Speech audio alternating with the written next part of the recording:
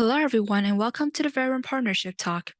Today, I'll be briefly discussing how the ExRNA DCC, in collaboration with Kids First and GTEx, were able to connect data information and knowledge from multiple databases to assess genetic variant significance in human diseases. In recent years, we've seen an increase in accessibility of whole genome sequencing, which creates a unique opportunity for the unbiased discovery of disease-causing genetic variants in genes. This is particularly true for the study performed by the Gallup Group in 2020 using Kids First whole genome sequencing data.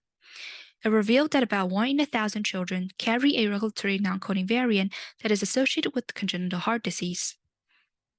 The Variant Partnership believes that genomic data, information, and knowledge generated across its DCC groups of CFDE will be key to making such discoveries on a larger scale across the human genome if we can connect them.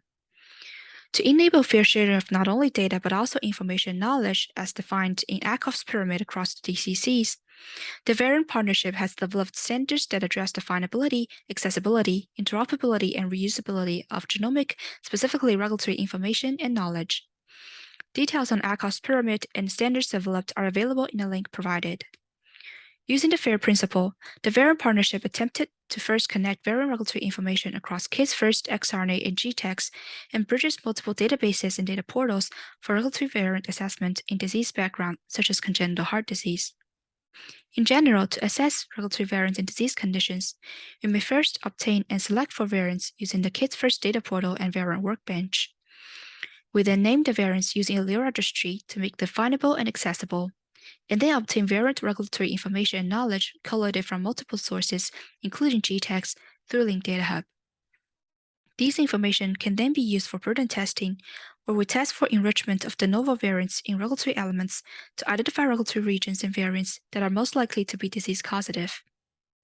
I'll take you through each data infrastructure for a more detailed explanation of how they fit together. The Kids First data portal allows you to browse through available datasets within their consortium. You may not only select for specific disease cohort, but also for specific disease phenotype using their Observe Phenotype browser. This will be beneficial for downstream analysis, particularly when you're looking into a specific disease subtype where a unique cell type is involved. For instance, we may only want to look into gene regulatory information about cardiomyocyte for ventricular septal defect studies. Once you have the variant calling files, you may then import them into Variant Workbench for further processing. The Variant Workbench allows you to subset the variant data through gene association, allele frequencies, or other variant information. In this particular case, we're filtering for de novo variants using the variant information shown here. De novo variants are important in that they are new mutations presented first time in a family, and specifically on disease patients are more likely to be disease-causative. Once you have the de novo variants, you may then export those data to Cavatica, which is a data processing platform developed by Seven Bridges that allows you to explore and further process the data while protecting data privacy through cross-DCC authentication support. More details on this can be seen in the Kids First Precision Therapy video. Cavatica also allows users to incorporate other infrastructure, such as the allele registry and Linked Data Hub, which I'll talk about next, as apps for data processing. Once we have the likely disease-associated de novo variants, the next key question is, how should we refer to those variants? Many of the de novo variants are newly discovered and may not have a name in variant databases. Moreover, method of variant identification varies across fields of studies, which creates a gap in communication about them. To bridge that gap, we introduced the Clingy Allele Registry, which is a variant registration and naming service that provides a stable and globally unique name called canonical identifier for each variant. The identifier is important in that the same resource, in this case the variant, would always be referred to using the same unchanging name. We have already registered about 300 million variants from Kids First and all EQTL and SQTL variant from GTEx in the registry.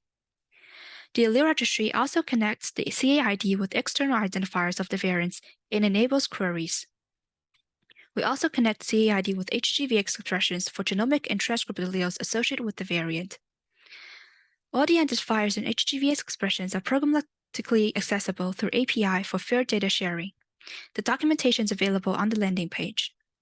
Anyone who has genetic variants of interest can register them in your allele registry if you register as a user. Once you have the names of the variant, we may then query for their associated regulatory information knowledge using Linked Data Hub. Linked Data Hub is an information knowledge excerpting and linking service that can be used to connect information and knowledge from multiple databases. In this specific example, the linked data hub is developed to convey regulatory relationship between variants, regulatory elements, and genes. In this example, we see that this variant CAID shows that it has an association with a regulatory element. Other regulatory information, including regulatory element activities in specific tissue, allele specificity of the variant, and ESQTL status of the variant is available in Linked Data Hub. This information allows us to score regulatory elements based on the presence of likely regulatory variants and identify high-impact regulatory elements with both high scoring and activity in disease-specific tissue or cell type. This scoring may in turn be used for burden testing to identify regulatory elements enriched with de novo variants and disease-causative de novo variants themselves. In combination, those information knowledge enables us to prioritize variants which can be sent downstream for further in vivo or in vitro studies. Overall, this video shows how we connect data information knowledge across independent databases or repositories in the CFDE to make new disease-causative variant discovery. We show that we use KIDS-first infrastructure to enable disease cohort and variant data selection. We showed how allele registry and linked data hub service provided regulatory information and knowledge about those variants, and how information produced by GTEx and other DCCs or common fund projects enables the assessment of variant functional effects through burden tests and machine learning. I hope that through this video, you're able to get an idea of how collaboration between DCCs of the CFDE allows us to do large-scale genomic variant discovery in human disease studies. Thank you.